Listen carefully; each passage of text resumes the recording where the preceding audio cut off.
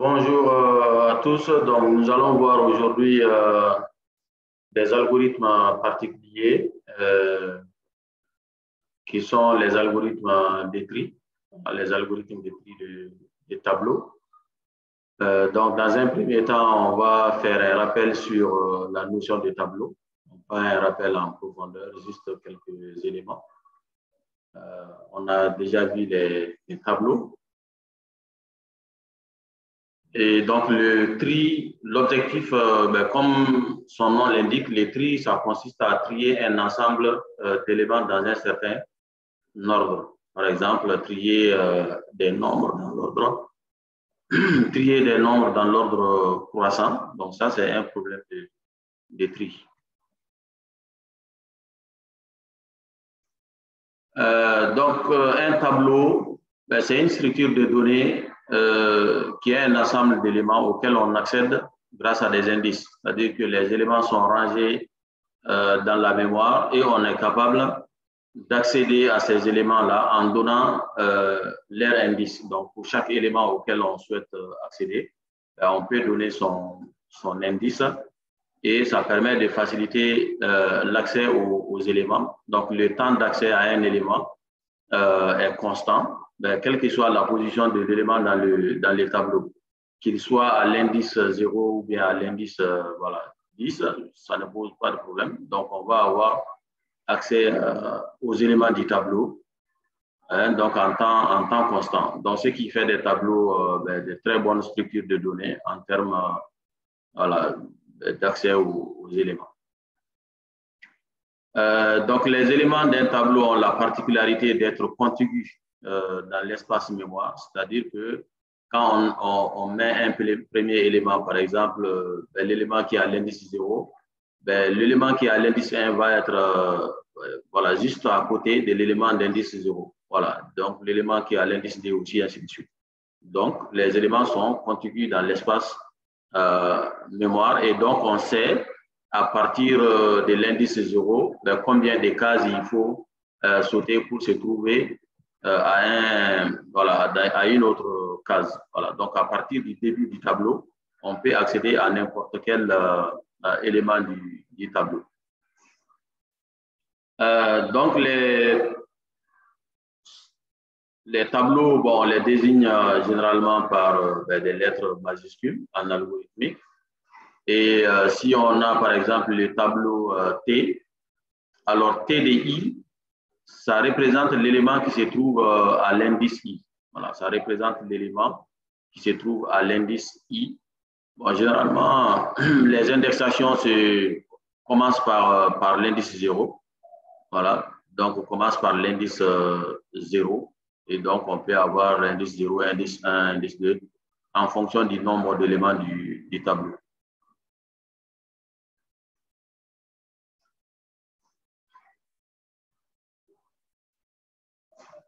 Alors, donc, utiliser les tableaux présente des avantages. Donc, les premiers avantages, c'est l'accès direct aux éléments. C'est que pour accéder à un élément, on n'a pas besoin de faire le parcours du tableau, on peut accéder directement. Bon, les inconvénients, c'est que le tableau vient avec un certain nombre de places à l'avance, c'est-à-dire qu'un tableau a une taille qui est fixée à l'avance. Si on veut un tableau de 10 éléments, c'est 10 positions qui sont créées au départ et on se limite à ces positions-là. On ne peut pas créer des positions supplémentaires ou bien supprimer des positions existantes. Donc, si on a notre tableau de 10 éléments, ça va être 10 positions. Donc, les positions, ça commence à 0. Donc, on aura l'élément qui a l'indice 0 jusqu'à l'élément qui a l'indice 9. Donc, ça va faire 10, 10 éléments. D'accord? Donc, si on a un tableau de 10 éléments, donc il faut remarquer que les indices commencent à 0 et s'arrêtent à 9. Voilà. Donc, l'indexation commence à 0 et s'arrête à 9. Donc, si on a un tableau de 100 éléments, le premier indice, c'est l'indice 0 et le dernier, c'est l'indice 19. Donc, l'indice 100 ne va pas exister dans les tableaux de 100 éléments. Voilà. Donc, si on a besoin de plus de place dans un tableau, ben, donc, il faut créer un nouveau tableau qui a plus de place et copier les éléments de l'ancien là-dedans. Voilà. Donc, on ne peut pas étendre l'ancien tableau. Donc, ça, c'est une limitation par rapport au tableau. Ben, un tableau peut être un tableau d'une dimension. Ben, si le tableau est d'une dimension, ben, ça veut dire que les éléments du tableau, bon, sont des éléments primitifs, par exemple. Par exemple, si j'ai un tableau d'entier, un tableau à une dimension, les éléments du tableau vont être des entiers. Voilà, donc les éléments du tableau vont être des entiers. Maintenant, si j'ai voilà, donc un tableau à une dimension, c'est exemple comme ça. Vous voyez, donc ça va être un tableau à une dimension. Voilà, donc par exemple 0, 8, 7, moins 4, 1, 2, 8, 9. Donc voilà, nous avons un tableau à une dimension, un tableau de 8 éléments, donc 1, 2, 3, 4, 5, 6, 7, 8 éléments. Donc le premier est à l'indice 0, le deuxième est à l'indice 1, troisième l'indice 2, indice 3, indice 4, indice 5, indice 6, indice 7. Voilà. Donc le tableau est à une dimension parce que ben, les éléments qui sont dans les tableaux ben, sont des entiers. On a un tableau d'entiers, ben, les éléments qui sont là-dedans ben, sont des entiers. Voilà. Donc le tableau est à une dimension. D'accord? Maintenant, on peut avoir aussi des tableaux à plusieurs dimensions. C'est-à-dire que quand nous avons notre tableau, les éléments qui sont dans les tableaux ben, peuvent aussi être des tableaux. Voilà. Les éléments qui sont dans les tableaux peuvent aussi être des tableaux. Par exemple, je peux avoir un tableau comme ça, de 3 places. Et à chaque place, j'ai un tableau de 2 éléments. Donc ça, c'est un tableau à 2 dimensions. Donc j'ai un tableau de 3 places, vous voyez. Et à chaque place, j'ai aussi un tableau. Donc, vous voyez, ici, notre tableau là, ben, c'est un tableau de 3 éléments. Voilà, c'est un tableau de 3 éléments. Le premier, c'est l'indice 0 ici. Le deuxième, c'est l'indice 1. Le troisième, c'est l'indice 2. Donc, c'est un tableau de 3 éléments. Mais sauf que ben, chaque élément du tableau là, ben, chaque élément du tableau est aussi un tableau. Parce que ici, si notre tableau s'appelle T, ben, T de 0 là, ce n'est pas un entier, mais c'est un tableau d'entier. Donc ici, en fait, notre T de 0, voilà, donc notre T de 0, c'est celui-là. Voilà, notre T de 0, c'est l'élément, le tableau qui contient 2 éléments 1, 2. Et T de 1, c'est l'élément qui contient le tableau 4, 3. Et T de 2, c'est l'élément qui contient le tableau 6, 8. D'accord? Donc, si le tableau est à une dimension, ben, donc on va avoir linéairement les entiers là-dedans. C'est-à-dire que dès que j'accède aux éléments du tableau, ben, je vais avoir accès à un entier directement. Voilà. Mais quand j'ai un tableau à plusieurs dimensions, ben, quand j'accède aux éléments, ben, j'accède à des tableaux en fait. Voilà. Et donc, pour avoir accès maintenant aux sous-éléments ici, ben, il faut que je donne encore un autre indice. Ouais, donc là, je suis dans le tableau T de 0 et donc je peux accéder à celui qui est à l'indice 0 aussi dans ce tableau-là. Donc ça fait T de 0, 0 qui est en fait l'élément 1 qui est là.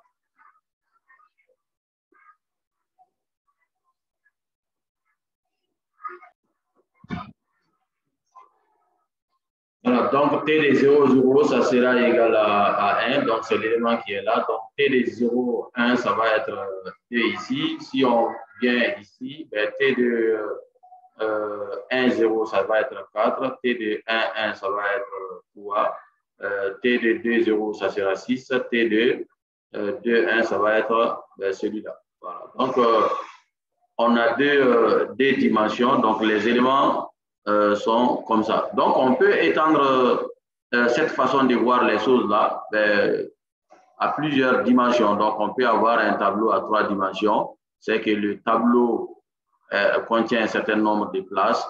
À l'intérieur, on a des tableaux et encore à l'intérieur de ces sous-tableaux aussi, on a d'autres tableaux. Donc, on peut avoir un niveau d'imbrication voilà, supérieur à 2 ou 3. Ça dépend des besoins.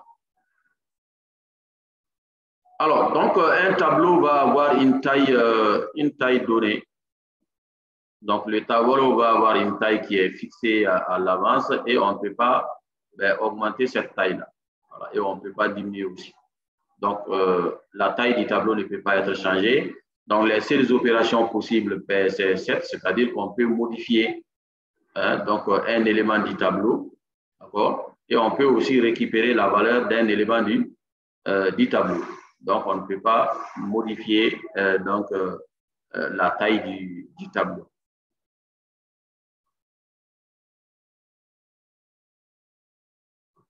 Alors, donc, les tableaux vont servir vraiment lorsqu'on sait exactement le nombre d'éléments dont on a besoin. On réserve ces nombres d'éléments-là et après, on ne peut plus modifier le nombre voilà, de places. On ne peut plus modifier la taille du tableau.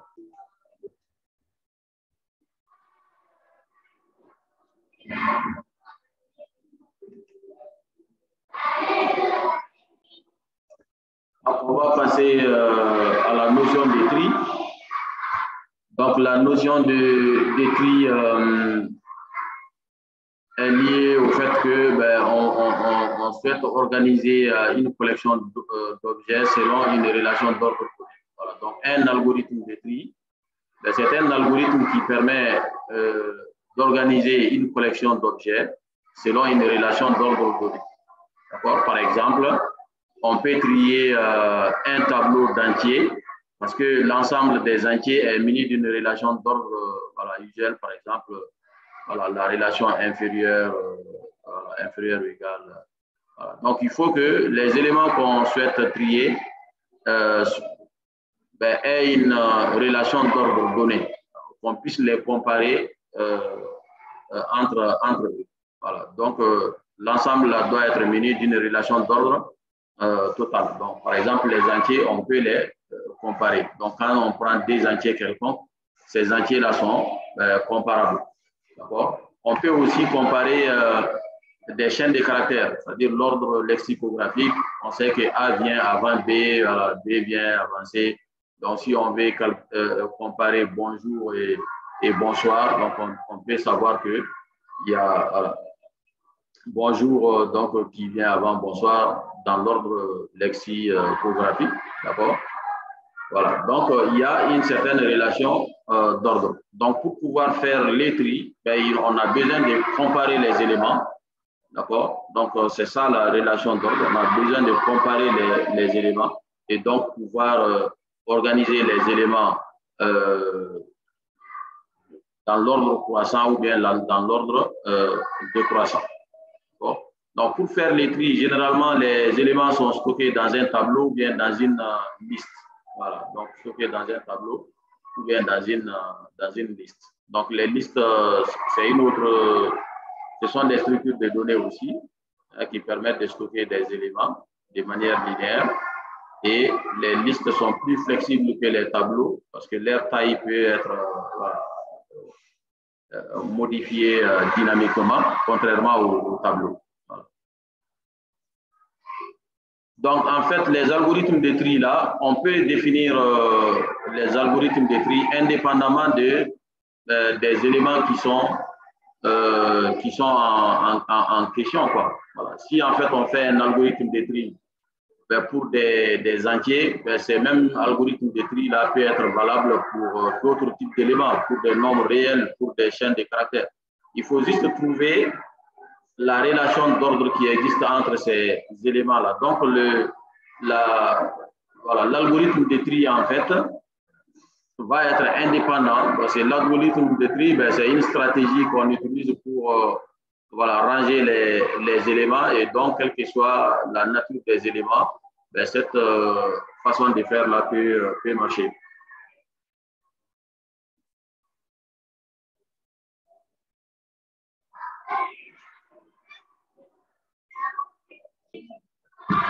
Il existe plusieurs algorithmes de tri. Mais ça dépend de la stratégie utilisée. Donc, on a des algorithmes de tri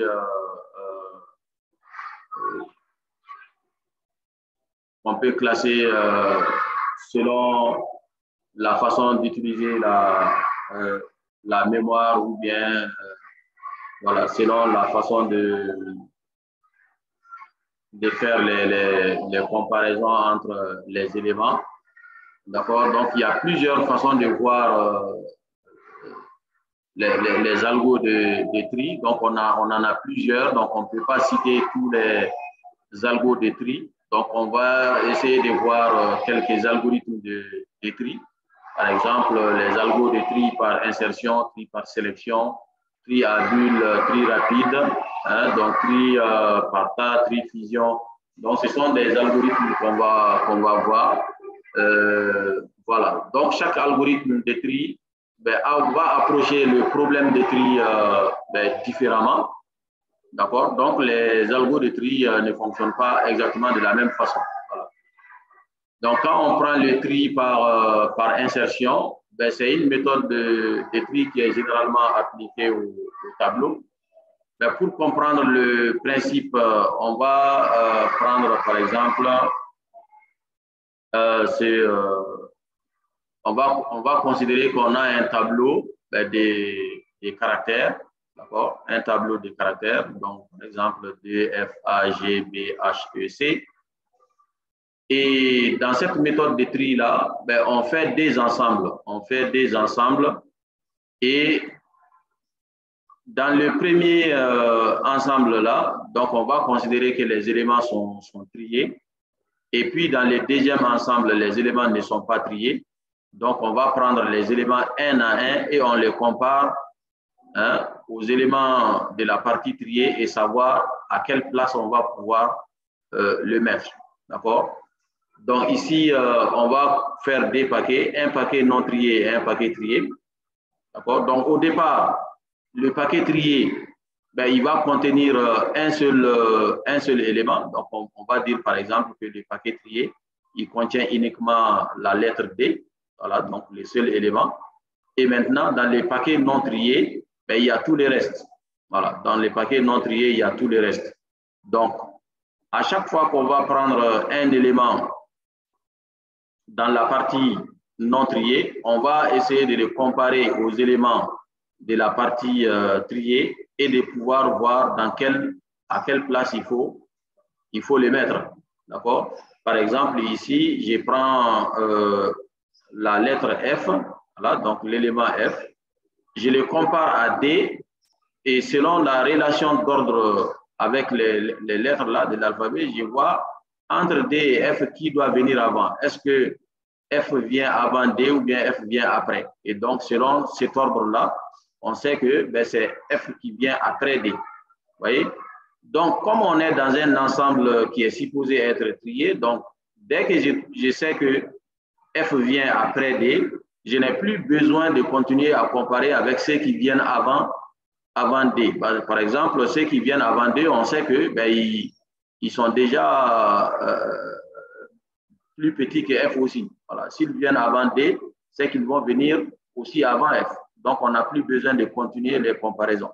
Donc, je prends F et je commence à comparer à partir de la lettre D. D'accord? Donc, normalement, on doit aller de la droite vers la gauche. Voilà. Donc, on compare dans cet ordre-là. Maintenant, dès qu'on trouve un élément, d'accord, qui est plus petit que l'élément qu'on a considéré, par exemple, ici, F là vient après D. Ça veut dire que on a trouvé que D est inférieur à F. D'accord? C'est-à-dire que D vient avant F. D'accord? Dans l'alphabet. Donc, il faut placer DF dans cet ordre-là. Donc, la partie triée va s'agrandir, donc reste dans les bons ordres, parce qu'on a comparé D avec, F avec D avant de les placer. D'accord? Donc, on a DF, c'est bien placé. On vient encore, on va prendre une autre lettre. On prend A, par exemple, et on va comparer aussi AA à F. Vous voyez, donc on commence de la droite, on va vers la gauche. Donc, on commence à comparer avec F. On voit que, bon, A doit venir avant F. Ensuite, on vient, on compare à D. On va voir que A doit venir aussi avant D. Donc, on va les placer. Et donc, la partie triée va devenir ADF, qui est dans l'ordre. Et la partie non triée, voilà, est celle-là. Et donc, on vient encore, on prend une autre lettre. Et donc, on va, elle aussi, le comparer avec d'abord F. On voit que, bon, en fait, G doit venir après F. Donc, pas la peine de continuer à comparer avec D et A. Voilà. Donc, on va placer G après F. On prend B. On le compare d'abord avec G, il doit venir avant. On le compare avec F, il doit venir avant. On le compare avec D, il doit venir avant. On le compare avec A, il doit venir après A. Donc, on le place entre A et D. Donc, il est à la bonne place. Donc, ainsi de suite, on va prendre H, on fait la même comparaison. E, on fait la même comparaison. Jusqu'à finir tous les éléments qui ne sont pas triés. Voilà, donc comme ça permet de comprendre le principe. Donc là, on a fait avec des lettres. Si on fait avec des entiers, ça nous donne le même résultat. D'accord? C'est le même fonctionnement. Donc ici, on a un tableau d'entiers. D'accord? Donc 9, 6, 1, 4, 8.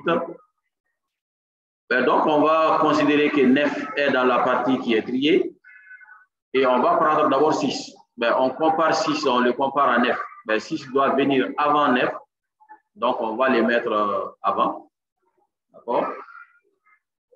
Pourquoi on ne continue pas? Parce que, bon, on sait qu'on a atteint la limite du tableau. Quand on va de la droite vers la gauche, il n'y a plus rien devant 9. Vous voyez? Donc, on a comparé avec 9. Donc, on s'arrête là.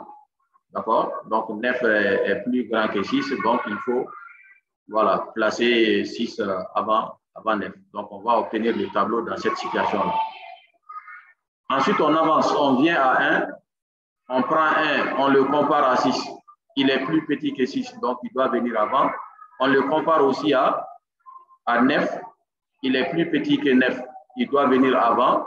Maintenant, on va s'arrêter parce qu'on a fini les éléments du tableau. Donc, on va les placer en premier lieu ici. Vous voyez? Donc, on va obtenir le tableau dans cette situation-là. 1, 6, 9, 4, 8. Après, on va prendre 4 aussi. D'accord? Donc, on prend 4. On le compare à 9. Il est plus petit que 9. Donc, il doit venir avant. On le compare à 6. Il est plus petit que 6. Il doit venir avant. Maintenant, on le compare à 1. Il est plus grand que 1. Donc, il doit venir après 1. Vous voyez, donc on va les placer entre 1 et 6. Donc, on obtient des tableaux dans cette situation-là. 1, 4, 6, 9, 8. Après, on prend 8. On le compare à 9. Il est plus petit, donc il doit venir avant. Mais on le compare à 6. Il est plus grand, il doit venir après 6. Donc, on le met entre 6 et 9. Et donc, comme on est arrivé jusqu'à la fin du tableau, les éléments sont entièrement dans l'ordre ici, là, dans l'ordre croissant, 1, 4, 6, 8, 9. Donc, on va voir qu'en fait, il y a une procédure à respecter, c'est-à-dire qu'on choisit les éléments à partir de l'indice 1, d'accord? On va commencer I à partir de l'indice 1. On le compare à ceux qui sont à gauche de lui pour trouver la bonne place. Dès qu'on trouve un élément qui est plus petit que lui, ça veut dire qu'on doit arrêter de comparer encore. On a trouvé la bonne place de l'élément, il faut le placer juste après l'élément qui est plus petit que lui. Bon. Mais tant que l'élément, on le compare avec des éléments et que ces éléments sont plus grands, ça veut dire qu'on va continuer à comparer jusqu'à ce que voilà, on atteigne la fin du tableau, on épuise tous les éléments. Par exemple, ici, on a 6, on compare 6 avec 9. Vous voyez, bon, on est obligé d'arrêter parce qu'il n'y a plus rien devant 9. Donc là, on arrête, pas parce qu'on a trouvé un élément qui est plus petit que 6, mais parce que on est à la limite du tableau. Voilà, donc on arrête.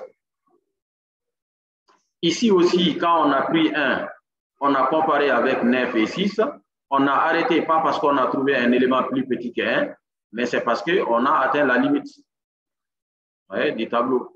Ici, quand on a pris 4, on a comparé avec 9, on a comparé avec 6, on a comparé avec 1, on a arrêté parce qu'on a trouvé un élément qui est plus petit que 4, donc on a trouvé la position, on sait qu'il faut mettre après les 1. Pour 8 aussi, quand on prend 8, on le compare à 9, on le compare à 6, on trouve que 6 est plus petit, donc on arrête parce qu'on a trouvé un élément plus petit. Donc, il y a des situations qui vont nous permettre de nous arrêter. Soit on a comparé avec tous les éléments jusqu'à ce que voilà, il n'y a plus d'éléments avec lesquels il faut comparer. Donc, dans ces cas, on a fini les tableaux. Ou bien, on a fait les comparaisons et on a trouvé un élément qui est plus petit que lui. Et donc, il faut le placer juste après l'élément qui est plus petit que lui. Voilà. Donc, pour faire l'algorithme, c'est ce qu'on va essayer de traduire en termes d'algorithme. Voilà. Donc, l'algorithme du tri par insertion est le suivant. Donc, si on nous donne un tableau d'entier table, un entier n qui représente en fait la taille du, voilà, la taille du tableau. Donc, n ici représente la taille du tableau. Donc, on va considérer que en fait, l'élément qui est à l'indice 0 est dans la partie triée. Vous voyez? Donc, on va commencer notre parcours à partir de l'indice 1. Vous voyez? Donc, on commence de l'indice 1 jusqu'à l'indice n-1, jusqu'à la fin du tableau. Vous voyez? Donc, on a dit que si on a un tableau qui compte n éléments, donc les indices, ça commence à 0 et ça s'arrête à n-1. Donc, si n égale à 10, le premier indice, c'est 0, le dernier indice, c'est 9. D'accord? Donc, le dernier indice dans notre tableau, c'est n-1, parce que n, c'est le nombre d'éléments du tableau. Donc, le premier indice là, on considère que c'est l'élément qui est dans la partie triée. Au départ, c'est le seul élément qui est dans la partie, voilà, dans la partie triée, quoi. D'accord? Et donc, on va parcourir maintenant de l'indice 1 à l'indice n-1. Ce sont les éléments maintenant qui sont considérés comme être dans la partie non triée. Voilà. Les éléments de l'indice 1 à l'indice n-1 sont les éléments qui sont dans la partie non triée. D'accord? Et donc, à chaque fois, on va prendre l'élément en question. On prend l'élément qui est à l'indice i. D'accord? On prend l'élément qui est à l'indice i. Donc, il faut trouver sa position dans la partie qui est triée. Voilà. Donc, comme on doit parcourir les tableaux de la droite vers la gauche, on va prendre K, l'indice de l'élément qui vient juste avant C. Parce que C, c'est l'élément qui est à l'indice I. Donc, on prend K, l'indice de l'élément qui vient juste avant. Si on est à l'indice I, celui qui vient juste avant nous, il est à l'indice I-1. Vous voyez? Donc, on va commencer les comparaisons. Donc, il faut faire une boucle tant que, bon, parce qu'on ne sait pas quel est le nombre de comparaisons qu'on va faire exactement. D'accord? On sait qu'on va faire des comparaisons. Ça dépend d'une condition. Arrêter les comparaisons, ça dépend d'une condition. Mais on ne sait pas exactement combien de comparaisons on va faire. Voilà, donc c'est une boucle tant qu'il faut faire. La condition, c'est tant que K est supérieur ou égal à 0. K supérieur ou égal à 0, ça veut dire quoi? Tant que l'élément qui vient, voilà, à l'indice K qui est supérieur à 0, parce que tant qu'on a des indices supérieurs ou égal à 0, ça veut dire qu'on est encore dans les tableaux. Vous voyez? Et tant que K est supérieur à T, table de K est supérieur à C. Vous voyez, tant que table de K est supérieur à C, ça veut dire qu'on n'a pas trouvé la place de l'élément C. Ça veut dire qu'on n'a pas trouvé la place de notre élément C. Donc, la condition à vérifier à chaque fois avant de continuer, c'est ça. De vérifier d'abord qu'on n'est pas sorti de notre tableau, c'est-à-dire en allant de la droite vers la gauche, de vérifier qu'on n'est pas sorti du tableau. D'accord? Parce que l'élément avec lequel on va faire l'élément qu'on va comparer avec C, il se trouve à l'indice K. Donc, il faut vérifier que l'indice K, là, c'est un indice valide dans les tableaux déjà. Voilà. Donc, si K est supérieur ou égal à 0, c'est bon. Dans les cas contraires, ce n'est pas bon. Ça veut dire qu'il faut arrêter.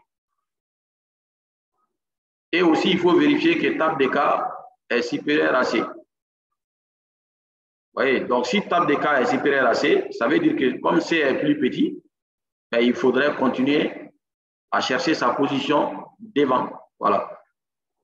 Sinon, si C est supérieur à table de K, ça veut dire que, OK, on a trouvé la position de C. Voilà, parce qu'on a trouvé un élément qui est plus petit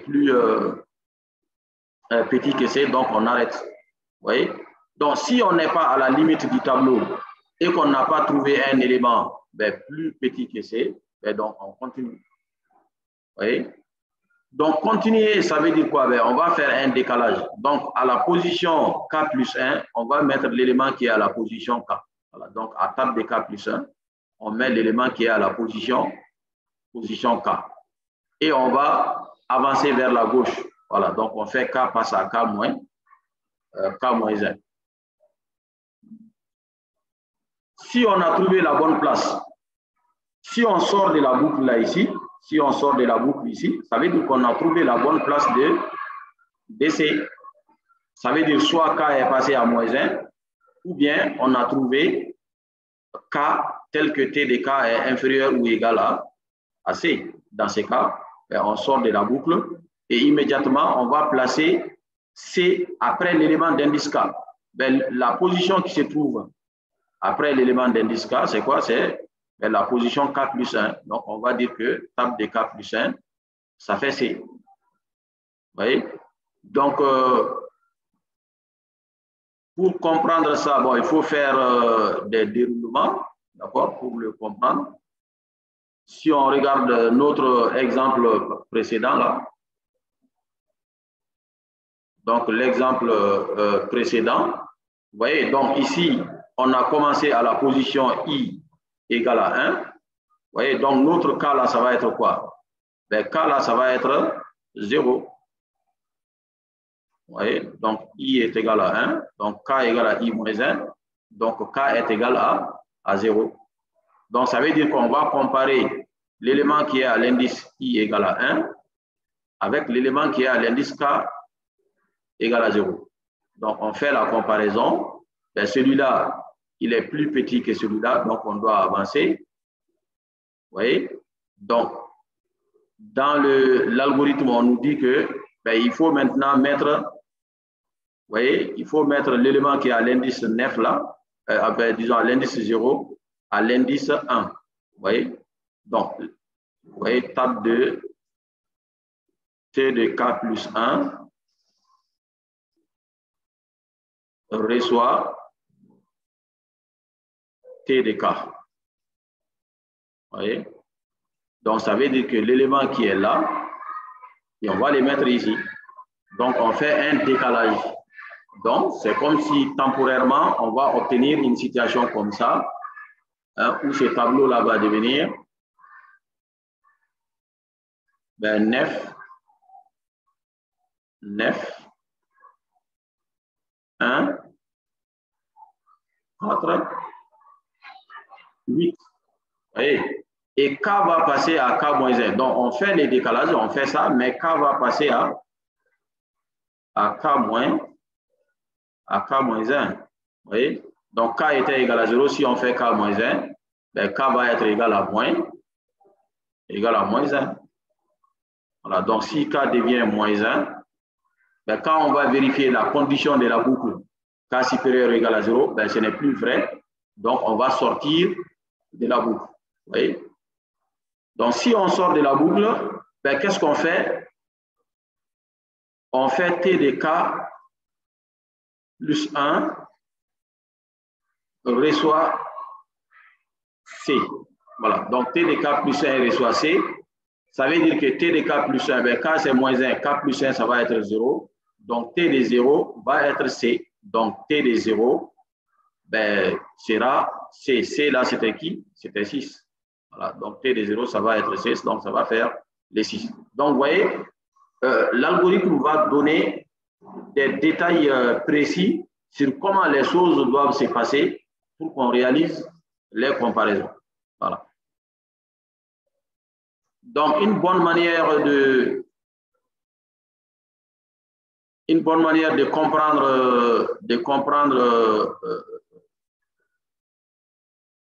comprendre les algorithmes, ben, c'est de faire les déroulements, c'est-à-dire qu'on prend des exemples de, voilà, on prend des exemples de tableaux et on essaie de suivre pas à pas ce que l'algorithme nous demande de faire et on essaie d'observer, voilà, comment ça fonctionne. Voilà. Donc ça, c'est le tri par insertion. Voilà, donc quand on analyse bien la stratégie du tri par insertion, on fait des ensembles donnés, on fait un ensemble non trié, d'accord, et puis un ensemble trié. Donc on commence d'abord, l'ensemble trié contient un seul élément, d'accord. Par exemple, ici, c'est le 9 qui est dans la partie triée et tous les autres sont considérés comme étant dans la partie non triée. Et donc, on les prend un à un et on fait les comparaisons avec les éléments qui sont dans la partie, voilà, dans la partie triée pour trouver leur place. Vous voyez?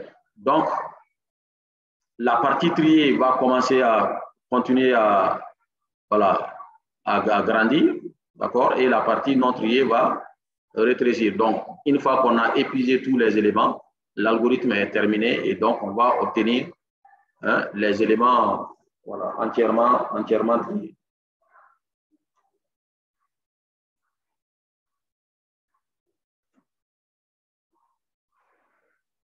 Donc, l'algorithme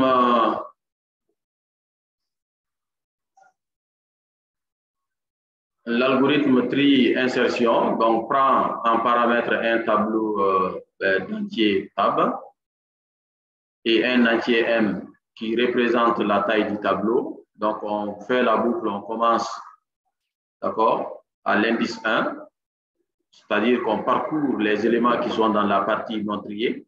Et la partie non triée, ça concerne les éléments qui sont de l'indice 1 jusqu'à la fin du tableau. Et on prend chaque élément, d'accord, C. Voilà, donc on prend C, c'est l'élément qui est à l'indice I, d'accord, et on va les comparer aux éléments, d'accord, qui viennent avant, hein, qui sont dans la partie triée, d'accord. Et on commence d'abord à comparer à partir de la droite en allant vers la gauche. Ça veut dire que dès que je choisis l'élément C, qui est à l'indice I, je commence à les comparer aux éléments en commençant immédiatement à l'élément qui vient avant lui. Je commence à les comparer à cet élément d'abord. Ensuite, je fais la comparaison avec, voilà, les autres éléments. Je continue à faire les comparaisons. Et donc, à chaque fois qu'on fait les comparaisons, il faut vérifier cette condition-là. Donc, une fois que la condition est vraie, on fait les décalages d'abord, ensuite on décrémente l'indice K. Et quand la condition devient fausse, ça veut dire qu'on a trouvé la position de C, et puis on sort et on place C immédiatement après l'élément qui est à l'indice K, c'est-à-dire on le place à l'indice K plus 1. Donc, on va essayer de faire un exemple de déroulement et voir comment cela fonctionne. Donc, ça permet de comprendre un peu l'algorithme.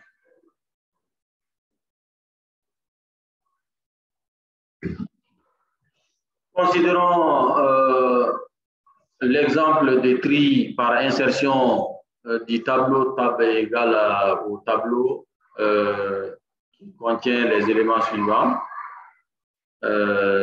6, 4, 2, 11, 7, 25, 0. D'accord? Donc, si on regarde bien l'algorithme, on essaie de faire les choses dans l'ordre donné. Voilà? Donc, on va essayer de faire pas à pas ce que l'algorithme nous dit de faire pour qu'on arrive à une situation où le tableau est entièrement trié. Donc, l'algorithme nous dit qu'il faut commencer à l'indice. Dans notre algorithme, déjà, il faut identifier les variables et les conditions à vérifier. Il y a une variable I, il y a une variable C, il y a une variable K, et puis il y a cette condition à vérifier, et puis on a les tableaux aussi. D'accord? Donc, on commence à l'indice I égale à 1. Donc, si on commence à l'indice I égale à 1, donc pour I égale à 1, C c'est quoi? C c'est, voilà, table de I. Donc, table de 1, c'est celui qui est à l'indice 1. Voilà, 6 là, c'est l'indice 0. 6 est considéré comme étant dans la partie triée. Et 4 là est à l'indice 1. Donc, c'est lui qui est table de 1. Donc, C là, ici, c'est 4. Voilà, C, c'est 4. Donc, on va comparer, voilà, on va vérifier cette condition-là. D'accord?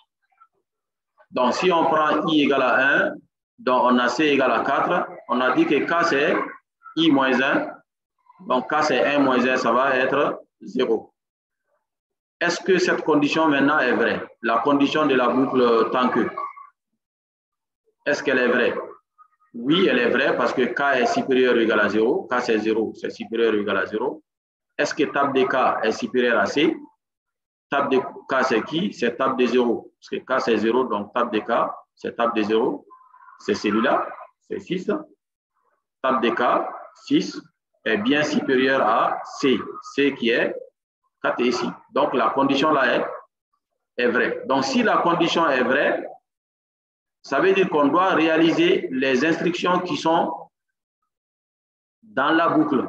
Dans la boucle tant que on nous a demandé de faire T de K plus 1, ben, reçoit T de K.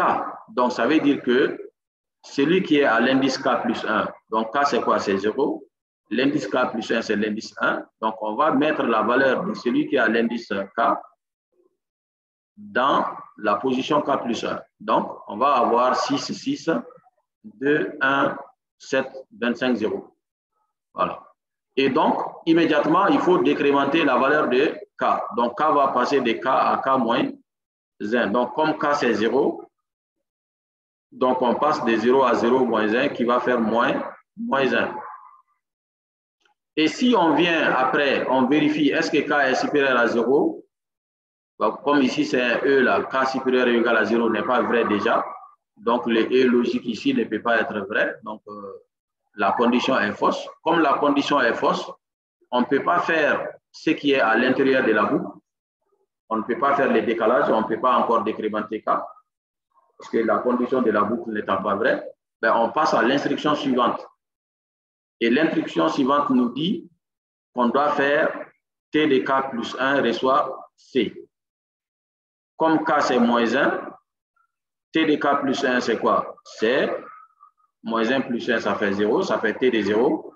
Donc T de 0 ben, va recevoir C. Donc ça veut dire qu'à l'indice 0 maintenant, on va mettre la valeur de C. Donc ça va nous donner cette situation-là où on a 4. Vous voyez, parce qu'on vient écraser. Vous voyez, le 6 là a été dupliqué un petit moment, mais ça ne pose pas de problème parce que la valeur de C est bien mémorisée ici, parce qu'on a mémorisé la valeur 4 là dans la variable C, et donc ça permet, lorsqu'on a trouvé sa position, de pouvoir les mettre à la bonne position sans problème. Voilà. Donc temporairement, le 6 là a été dupliqué, mais à la citation finale, ben, on a pu mettre C à sa bonne place en réécrasant ces 6-là qui a été dupliqué. Et donc, on a 4, 6. Bon. Donc, pour comprendre, on peut mettre l'algorithme côte à côte avec ces tableaux-là pour permettre aux gens de voir.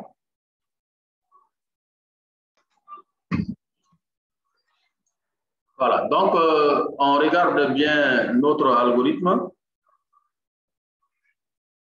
Hein, donc, c'est dans l'algorithme là qu'on voit bien les variables. On a la variable I, d'accord? Donc, on a I ici.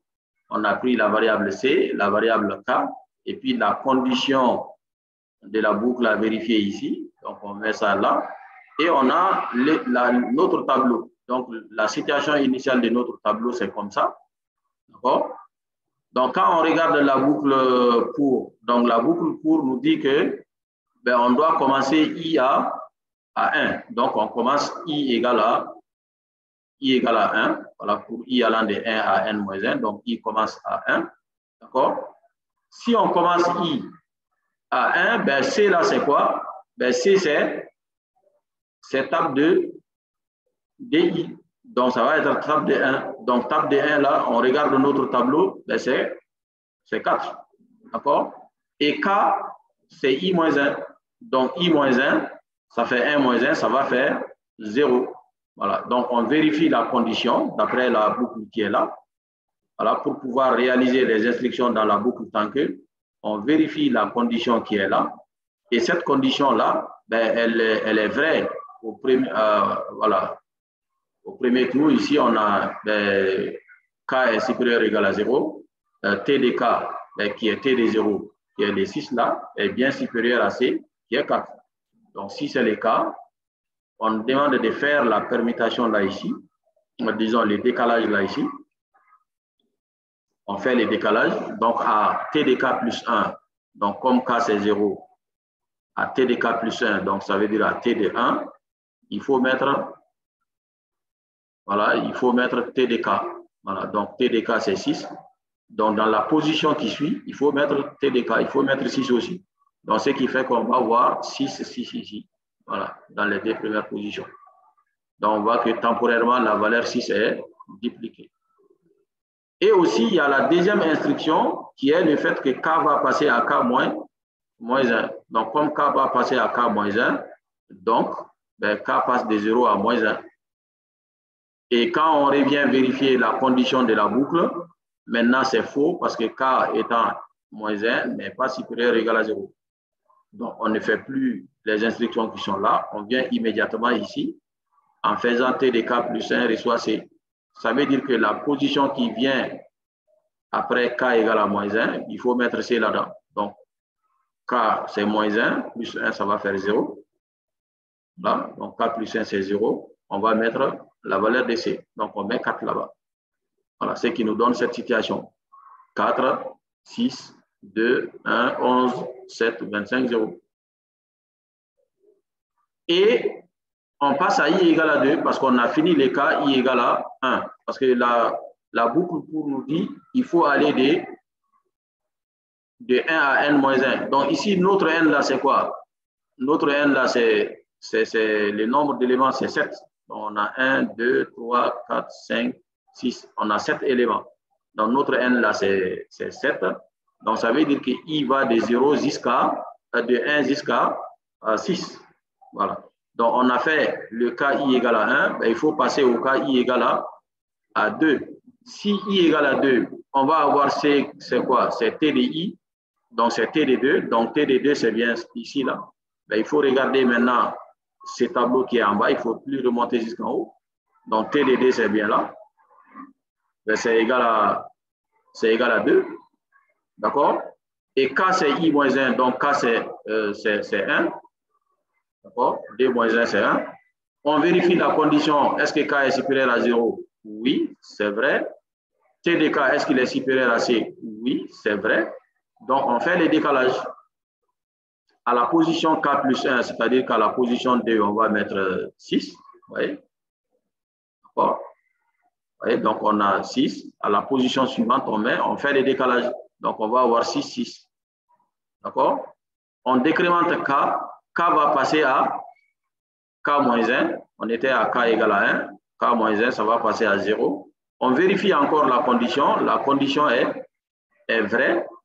On fait encore le décalage, ça veut dire que maintenant, on va mettre 4 à la position suivante. Vous voyez, donc ça va écraser l'un des 6 voilà, qui a été dupliqué. Vous voyez, donc on va voir 4, 4, 6. Vous voyez? Ensuite, on décrémente K. K va passer à moins 1. D'accord? La condition de la boucle va être fausse maintenant. Et on va passer à cette instruction-là.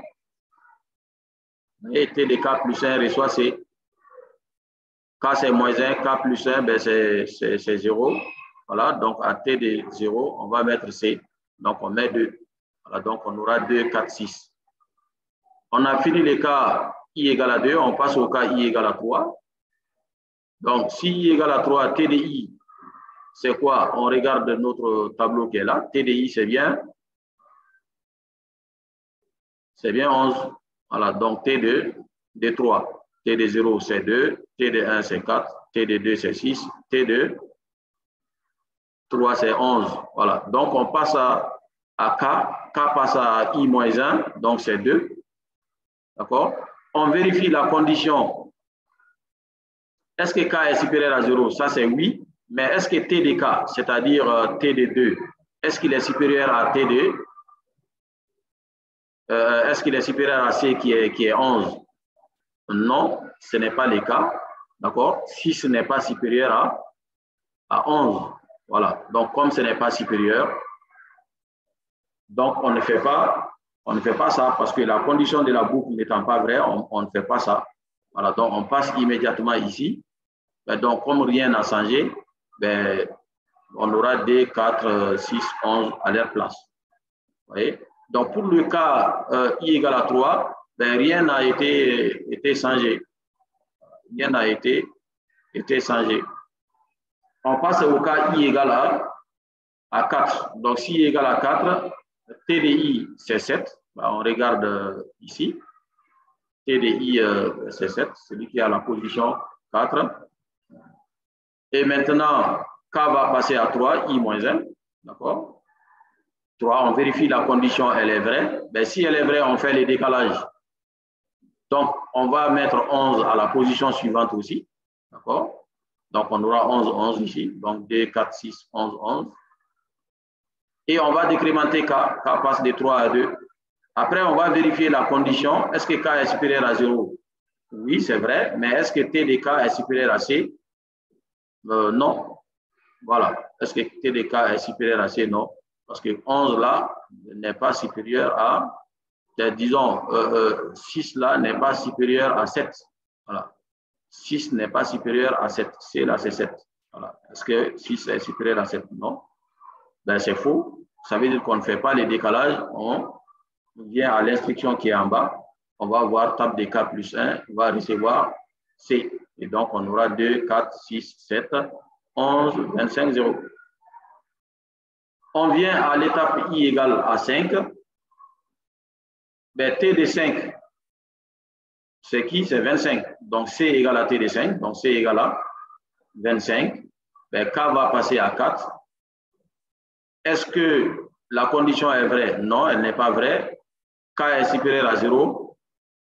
Mais T de K n'est pas supérieur à 25. N'est pas supérieur à C. Donc, on ne fait rien. Voilà, donc le tableau ne change pas. Et on passe à I égale à 6. On prend T de 6, c'est qui? C'est 0. Donc, I égale à 6. Ben, K va passer à I moins 1. 5. On vérifie la condition. Est-ce que K est supérieur à 0? Oui. Maintenant, est-ce que T de K est supérieur à 1? Donc, à 0? Oui. Parce que là, c'est la comparaison entre 0 et 25. D'accord? Ben, 25 est plus grand, donc on doit continuer les comparaisons.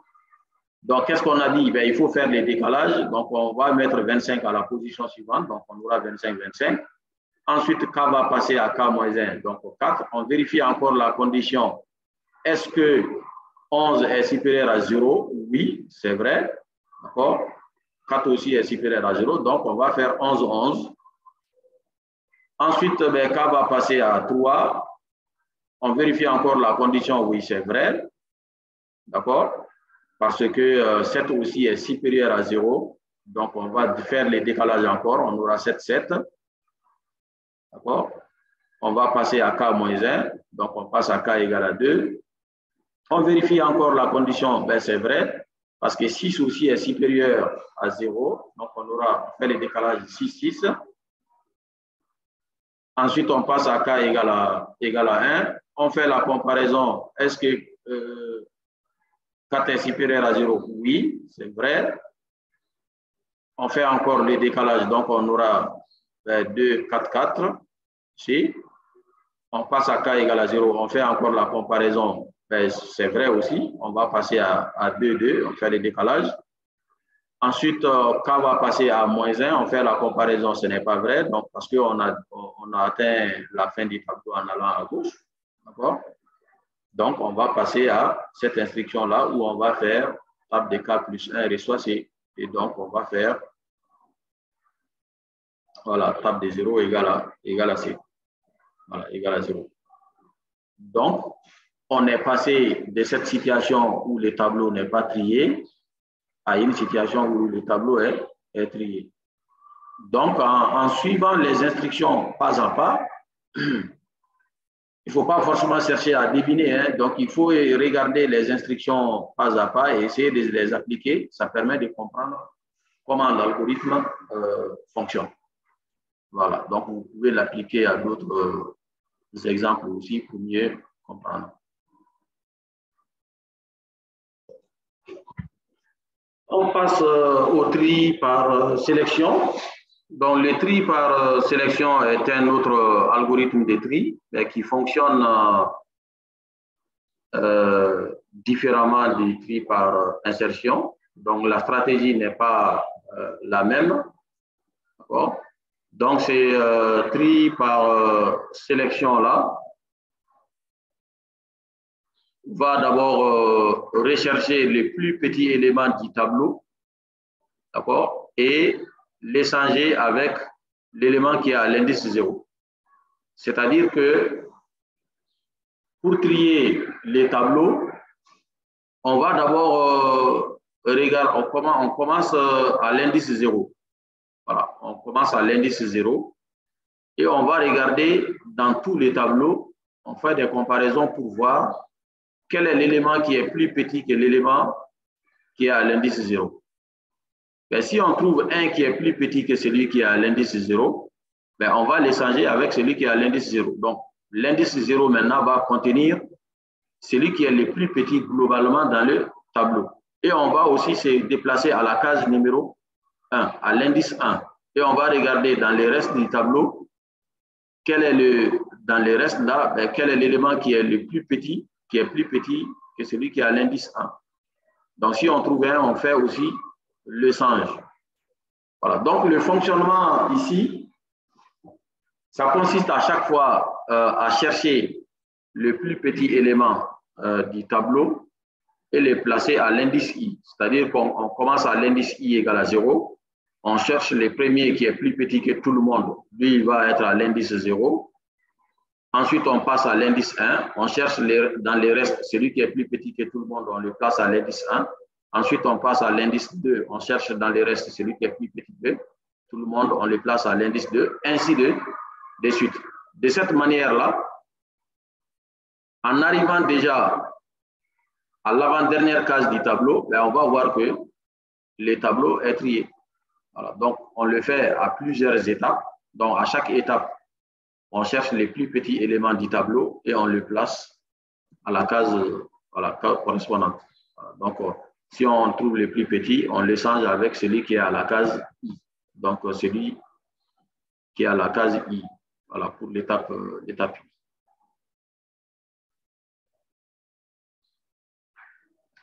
Donc, ici, l'algorithme est le suivant. Donc, on va commencer le tri du tableau. Donc, le tri par sélection. Donc, on fournit un tableau d'entièreté. D'accord? Donc, on va, pour I de 0, à t point longueur moins 2, c'est-à-dire on va jusqu'à l'avant-dernière case dans le tableau. Bon, on va voir ici que ça ne sert pas à grand-chose d'aller jusqu'à t point longueur moins 1. Vous voyez, parce que c'est le dernier élément. Donc, il n'y a plus personne avec qui on peut le comparer. Voilà, donc il faut s'arrêter à t point longueur moins 2, c'est-à-dire l'avant-dernier élément. Donc, on commence I à l'indice 0. On commence à l'indice 0, on va jusqu'à l'indice T, point longueur moins 1. D'accord? On va commencer par dire que, bon, le minimum, il se trouve à l'indice I, c'est-à-dire l'indice du min, ben c'est I. Donc, le minimum, c'est celui qui est à l'indice I. Et maintenant, il faut faire des parcours pour les comparer aux autres. Voilà. Parce que dans l'algorithme ici, on cherche en fait le plus petit. Voilà, on cherche le plus petit pour l'échanger avec celui qui est à l'indice I. D'accord? Donc, on commence par dire que celui qui est à l'indice I est le plus petit. Et on va commencer une autre boucle pour chercher voilà, un qui est plus petit. On commence à l'indice J qui va de I plus 1 à T point longueur moins 1. D'accord? Jusqu'à la fin du tableau. J commence juste après l'indice I, quoi. Voilà, pour ne pas comparer les éléments qui viennent avant la position I, quoi. Voilà, donc on va faire, parce qu'eux sont déjà bien placés. Parce que lors des tours précédents, ils sont déjà bien placés. Voilà, donc, si on est à l'étape I, J va commencer à I plus 1. D'accord? Si je suis à l'étape 0, où je cherche le plus petit élément à placer à la case 0, ben J va commencer à 1. D'accord? J va commencer à 1 pour comparer les éléments à partir de l'indice 1 avec l'élément qui est à l'indice 0. Voilà, ainsi de suite. Donc, je commence à min, c'est I, et pour J de I plus 1 à T point longueur moins 1, j'ai fait la comparaison. Si T de J, si T de J est plus petit que T de min, ça veut dire que là, j'ai trouvé quelqu'un qui est plus petit que celui qui se trouve à l'indice min. Voilà. Donc, s'il est plus petit que celui qui se trouve à l'indice min, c'est que maintenant, c'est lui le minimum. Donc, on va changer l'indice du minimum en disant que, bon, maintenant, l'indice du minimum, c'est l'indice J. Voilà. Parce que celui qui se trouve à l'indice J est plus petit que notre minimum. Voilà. Donc, on change l'indice du minimum en disant que le min maintenant, c'est J. Mais à la fin de ce tour, ça veut dire que j'ai trouvé un indice qui est plus petit. Mais, ou pas, hein. Il est possible que celui qui est à l'indice I était déjà le plus petit et donc dans ce cas, on n'a pas trouvé un autre qui est plus petit. D'accord? Mais en tout cas, si on a trouvé, on connaît l'indice, c'est l'indice min. D'accord?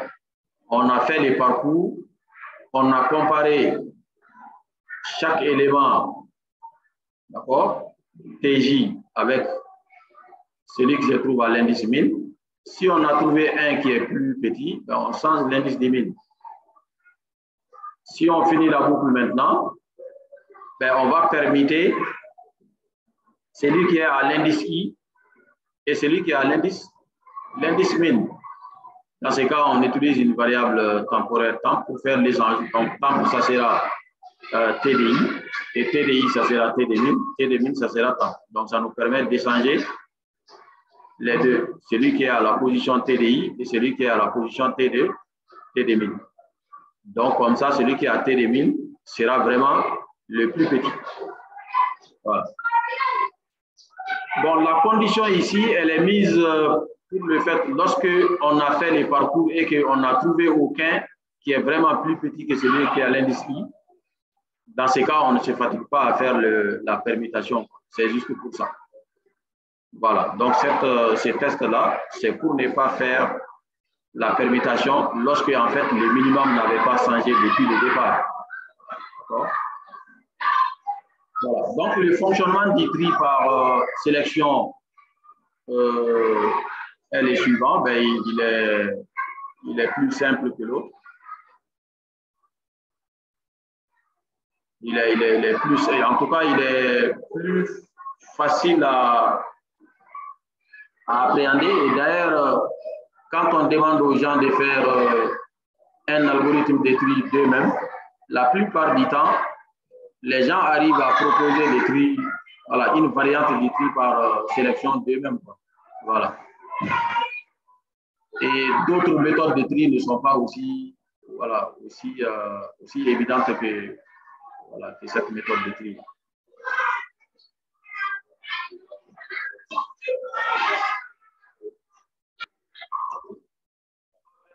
Un exemple de déroulement du tri par sélection pour nous permettre de comprendre comment l'algorithme fonctionne.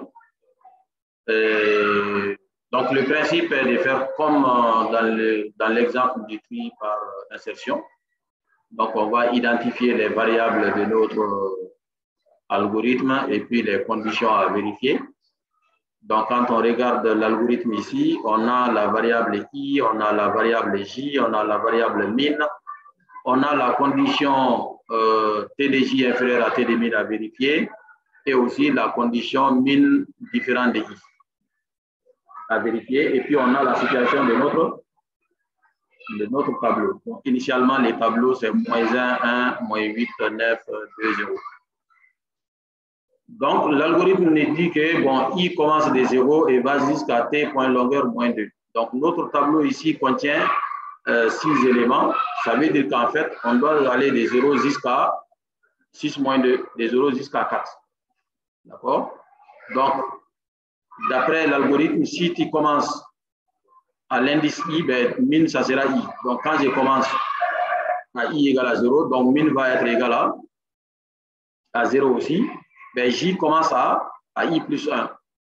D'accord? Donc, j va commencer à 1. Donc, je suis à i égale à 0.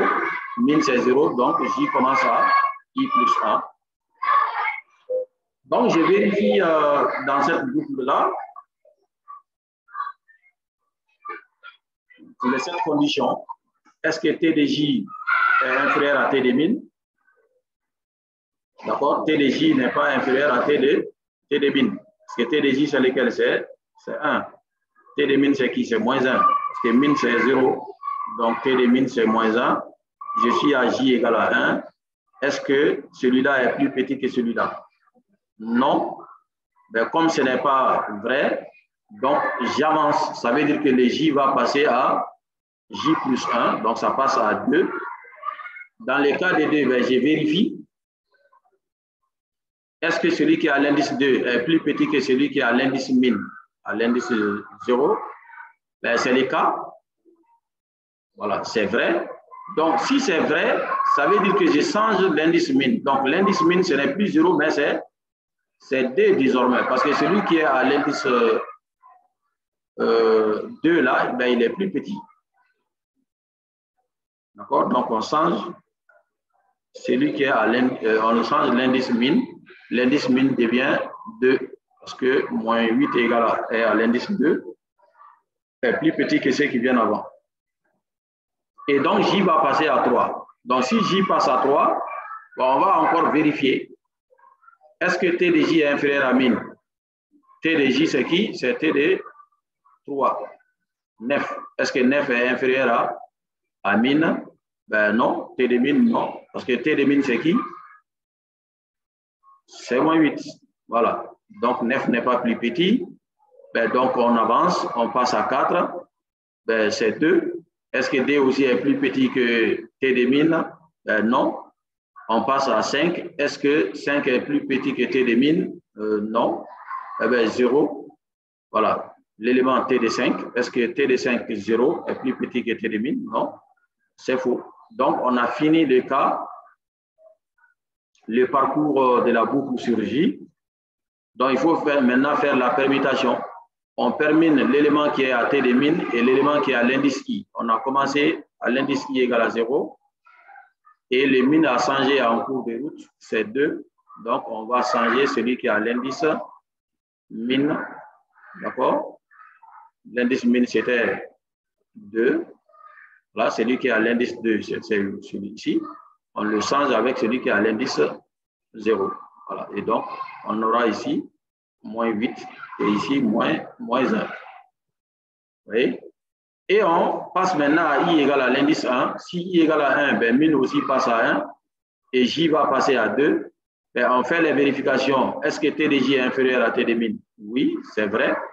Ben, comme c'est vrai, T de min, c'est celui-là. Voilà. Est-ce qu'il est plus petit que celui-là? Oui, comme il est plus petit. Donc, on change T de min. Le min, maintenant, il est à l'indice 2. D'accord? Après, J va passer à 3. On fait la vérification, ce n'est pas vrai. J passe à 4, ce n'est pas vrai. J passe à 5, ce n'est pas vrai. Et on sort de la boucle sur J et on va vérifier la condition sur min différent de I. Elle est vraie. Donc, on change la place de celui qui est à l'indice I, qui est l'indice 1, et celui qui est à l'indice min. Donc, celui qui a l'indice min, c'est 2. Il était considéré comme le plus petit. On fait la permutation. C'est-à-dire que moins 1 vient avant. Voilà, il vient à cette place-là. Donc, on passe maintenant à l'indice à I égale à 2. Donc, si I égale à 2, min égale à 2, donc J passe à 3. Si J passe à 3, ben, on va comparer T de J à T de min. T de J, c'est qui? Ben, celui-là. Est-ce que lui, il est plus petit que celui-là? Ben, non. Ensuite, J passe à 4. Est-ce que lui, il est plus petit que celui-là? Ben, non. Ensuite, on passe à J égale à 5. On compare l'élément qui est à T de 5, c'est 0. Est-ce qu'il est plus petit que celui qui est là, à l'indice à la min? Oui. Donc, on va changer le min. Donc, le min, là, c'est 5. Voilà. Le min, là, c'est 5. Parce que 5, là, T de 5, 0, est plus petit que 1. Voilà. Donc, on va vérifier maintenant, est-ce que min est différent de I? C'est différent, ça veut dire qu'on peut faire la permutation. D'accord? Donc, on va changer la position de celui qui est là et celui qui est là. Donc, on met 0 ici, 1, voilà. Donc, on aura 0, 1. On les a permutés. Et I va passer à 3. Donc, si I passe à 3, ben, min c'est 3, J c'est 4. On va vérifier est-ce que T de J est inférieur à T de min. Oui, c'est vrai. Donc, J va passer à... On va modifier le min. Donc, le min là devient 4. D'accord? Parce que ici, là, on est ici. T de min, on a dit que c'est... Min, là, c'est l'indice 3. D'accord? Donc, T de min, c'est 9. Vous voyez? Donc, si tu compares T de J, 2 à T de min, ben, c'est vrai.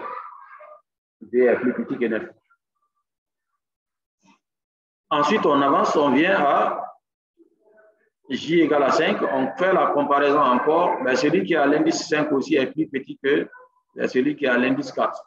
Donc, le min là devient l'indice 5. D'accord? Et quand on sort de la boucle sur J maintenant, on vérifie la condition min différente de I. On va trouver que cette condition-là est vraie. Donc, on peut faire la permutation. Donc, ça veut dire que celui qui est à la position 3 ici, voilà, on le permute avec celui qui a la position 5 ici. Voilà. Donc, finalement, notre tableau va être dans la situation moins 8, moins 1, 0, 1, 2, 9. Et donc, quand on passe à I égale à 4, ben, I égale à 4, min c'est 4, J c'est 5. Ben, la comparaison, c'est faux. Ben, donc, il y a plus petit. C'est-à-dire, quand on est là, celui-là, il n'est pas plus petit, donc c'est fini. Donc, notre tableau est finalement bien trié. Voilà. Donc, le déroulement permet toujours d'avoir une bonne idée de comment l'algorithme fonctionne. Donc, on place les variables et on essaie de voir, de tester les conditions, de faire des instructions, de voir leurs conséquences. Ça permet de bien comprendre le fonctionnement de l'algorithme. OK, donc je pense que vous avez les éléments pour vous exercer sur les tri par sélection et les tri par insertion. Donc, comme nous avons les algorithmes, on peut les implémenter. Voilà, donc on peut les implémenter et puis réaliser des tri avec. Voilà, donc on peut les implémenter en C et faire des exécutions et observer les fonctionnements. OK, merci. La prochaine fois, on va voir d'autres algorithmes et éventuellement faire les implémentations. Donc, merci.